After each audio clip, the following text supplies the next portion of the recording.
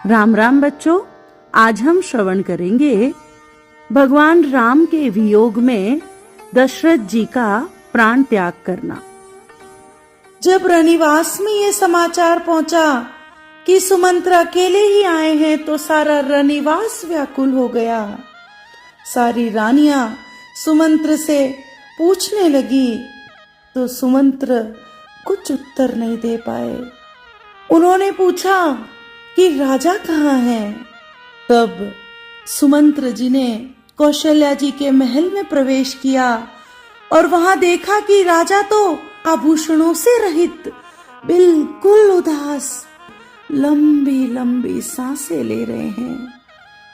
ऐसी विकल दशा में दशरथ जी ने जब ये जाना कि सुमंत्र आए हैं और उन्हें प्रणाम कर रहे हैं तो राजा तुरंत उन्हें हृदय से लगाकर पूछने लगे कि सुमंत्र, मेरा राम कहाँ है? जानकी कहाँ है? लक्ष्मण तुम्हारे साथ आया क्या? बोलो मेरे सखा, मेरे प्रेमी सखा, तुम राम की कुशल तो कहो। क्या वे तुम्हारे साथ लौट आए हैं या वे वन को चले गए?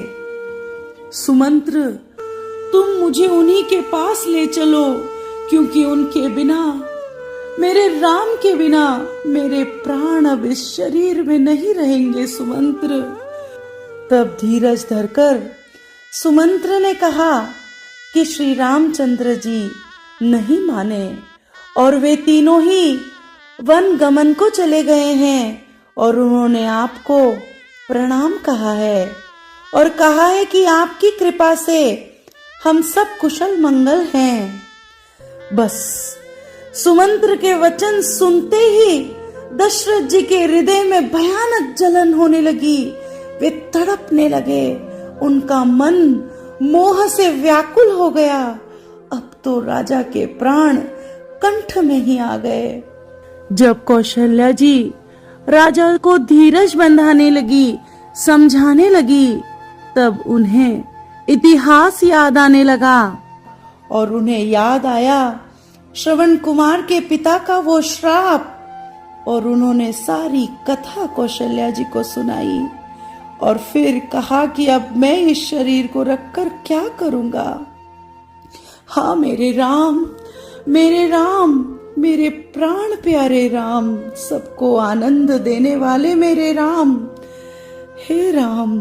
हे लक्ष्मण, हाँ जानकी, हाँ मेरे प्यारे राम, राम, मेरे राम, राम, राम, राम, राम कहकर राजा श्री राम के विरह में शरीर त्याग कर सुरलोक को सिधार गए।